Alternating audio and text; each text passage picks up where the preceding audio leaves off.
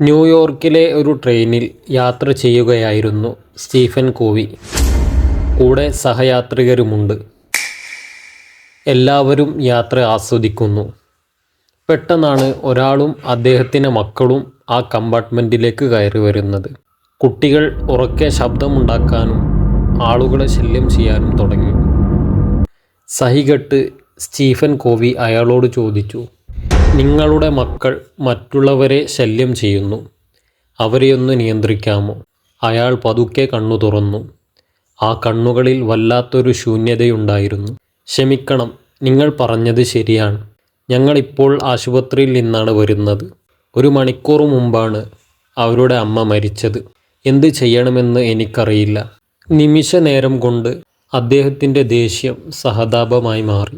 ഓരോ മനുഷ്യൻ്റെയും പിന്നിൽ നമ്മളറിയാത്ത കാണാത്തൊരു കഥയുണ്ടാകും.